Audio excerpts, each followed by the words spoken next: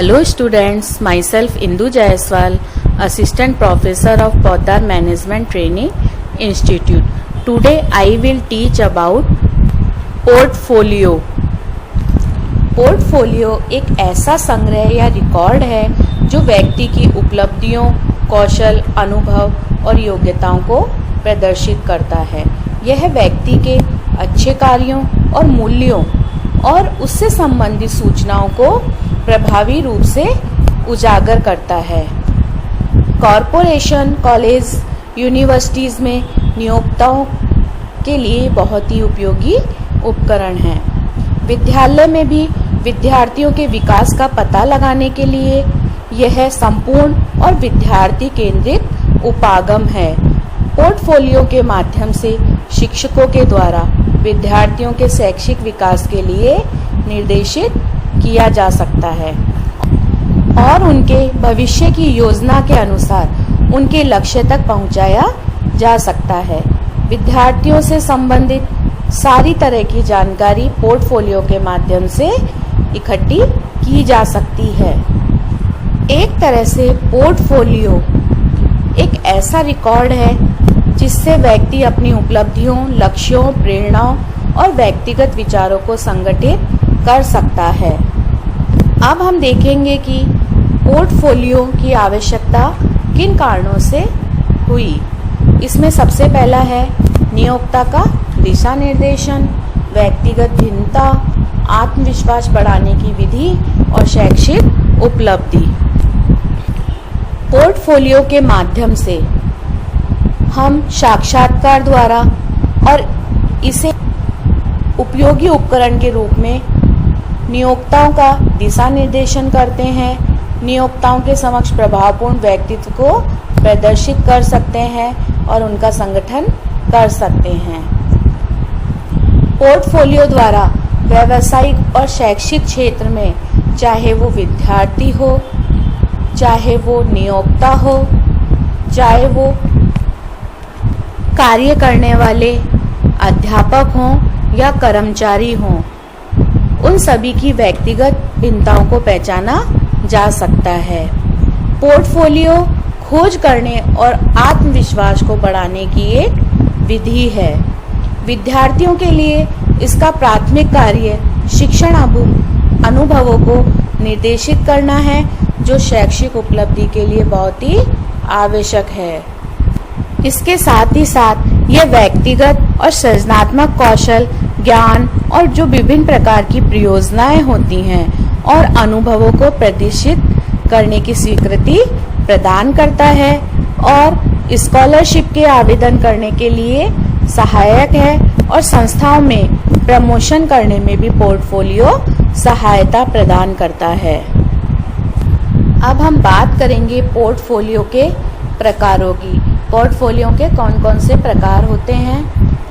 व्यक्तिगत पोर्टफोलियो, विद्यार्थी पोर्टफोलियो, कार्य योजना पोर्टफोलियो, व्यावसायिक पोर्टफोलियो और ऑनलाइन पोर्टफोलियो।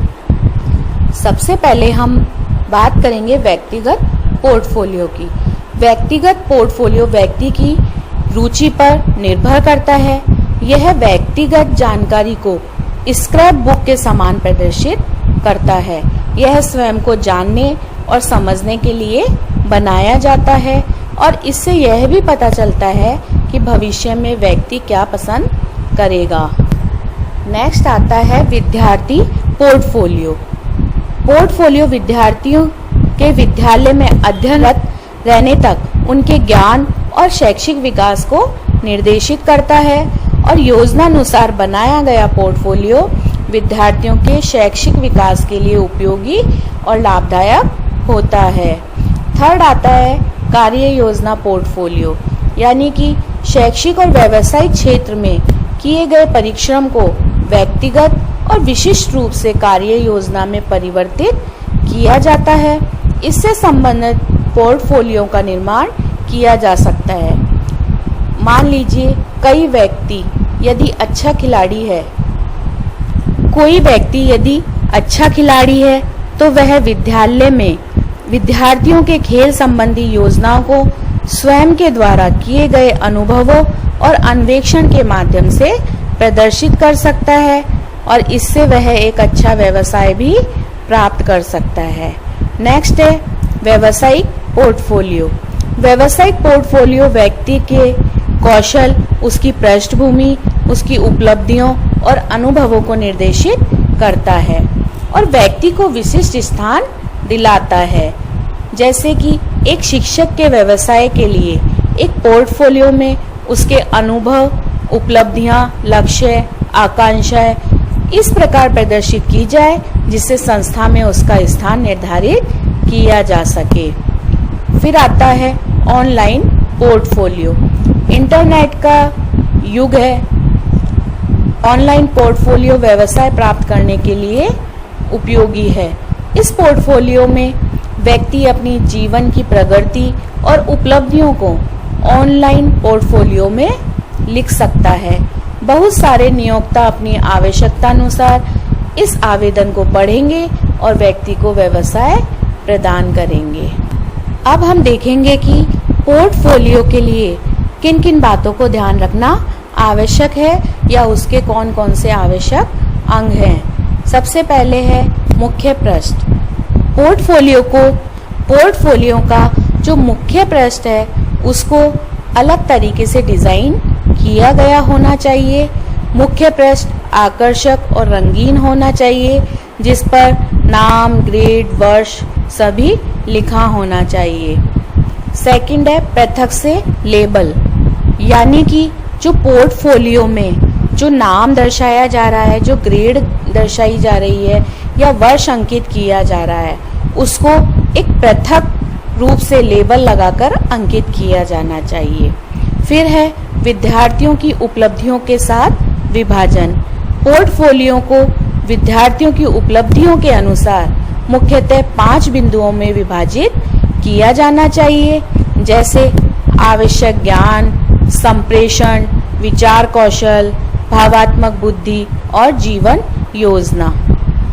पोर्टफोलियो के अंतर्गत जो भी क्षेत्र विभाजित किए गए हैं उनको पृथक रूप से चिन्हित किया जाना चाहिए और जो पृष्ठ हैं उनको सुरक्षित रखने के लिए प्लास्टिक शीट का या कवर का प्रयोग किया जाना चाहिए। मुख्य पृष्ठ और अन्य विभाजित किए गए पृष्ठों और इंगित किए जाने वाले चिन्हों के रंग और लिखावट में सामंजस्य होना चाहिए और पोर्टफोलियो बनाने में क्रिएटिविटी दिखाई दी जानी चाहिए। इसी के साथ साथ जो पोर्टफोलियो में सूचना दी गई है वो स्थायी होनी चाहिए। विभाजित किए गए 5 आयामों को प्रथम त्रैमासिक, द्वितीय त्रैमासिक, तृतीय त्रैमासिक, चतुर्थ त्रैमासिक में विभाजित कर कंप्यूटर के माध्यम से निर्मित करके उसे स्थायी रखा जा सकता है।